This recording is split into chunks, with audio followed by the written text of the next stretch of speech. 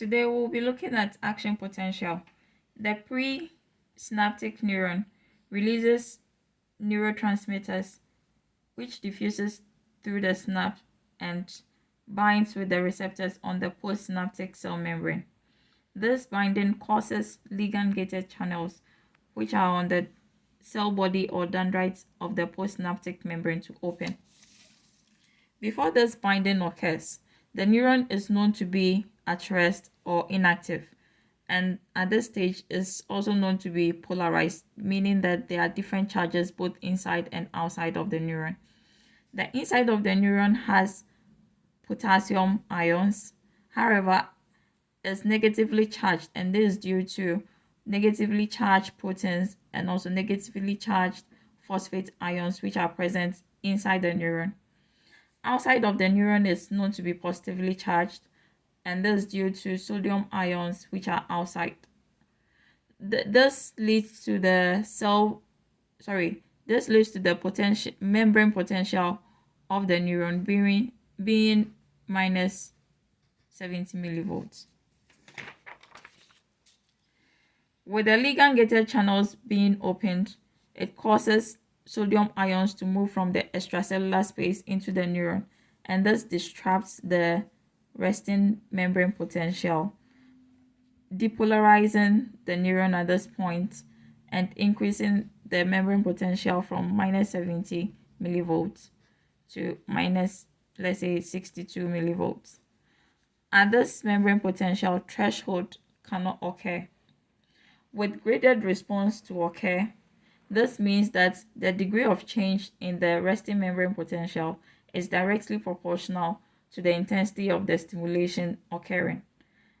But this opposes the all or nothing response of the neuron, whereby action potential only occurs when the stimulation is very high enough.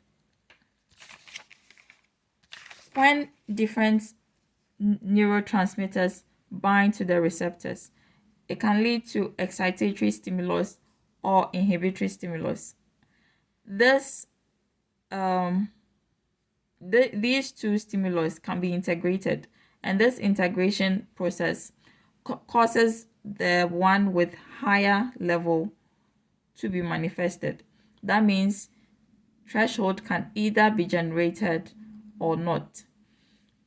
With the excitatory stimulus in this case, it will cause the channels to open for sodium ions to move into the neuron, whereby with inhibitory stimulus, it will cause chloride ion to be moved into the neuron.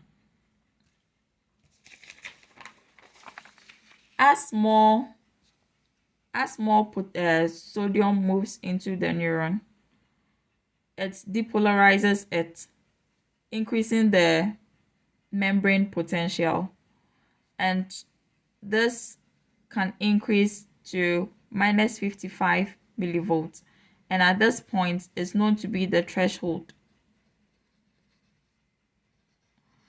At the threshold, it causes more voltage channels at the axon hillock or the trigger zone to be opened, leading to more sodium ions being moved into the neuron, causing a higher level of depolarization and the membrane potential also increasing at a greater rate, moving from the threshold level to positive 30. At the positive 30 millivolts level, action potential is said to be developed. And when this action potential is developed, this phase is known to be the depolarization phase, because more of the sodium moves into the neuron, making the neuron at that point very positive. After this phase, potassium channels or potassium gates are also opened, causing potassium to be moved out of the neuron into the extracellular space.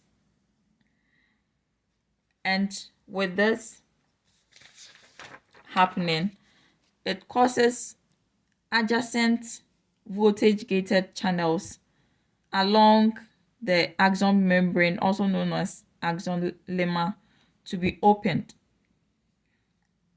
And these points reach threshold, and also with more sodium entering into the neuron, causing action potential to be generated at these points too. With the third phase of the action potential propagation is the hyperpolarization.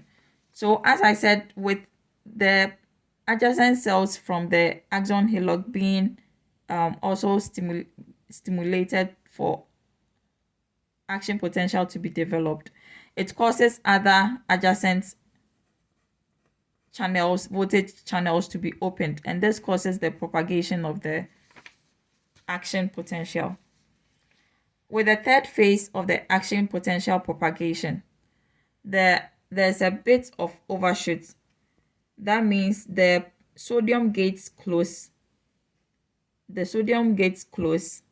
and the potassium gates, which are slowly opened, are still opened, causing more of the potassium to be moved outside of the neuron. And this stage, as I said, is called the hyperpolarization, as potassium is moved outside of the neuron. And this causes the potential to dip a bit below the resting membrane potential. So from this graph, you can see that it comes below the -70. After the phase 3, that's hyperpolarization, the gradient is restored again by sodium potassium pumps being opened, causing sodium, which had moved into the cell, to be moved outside of the neuron. That's the original position of the neuron as seen in the resting phase. And potassium, which had moved in outside the neuron, to be moved back into the neuron for the gradient to be restored, as seen here in the resting phase. With the propagation of action potential along the axon, it gets to the axon terminal, and this causes voltage gated channels to be opened, leading to calcium ions diffusing into the synaptic end bulbs. And this increase in concentration of calcium in the synaptic end bulbs causes the fusion of the synaptic vesicles to the axon membrane, leading to the release of neurotransmitters, as seen in the presynaptic neuron when we started this lesson. Thank you.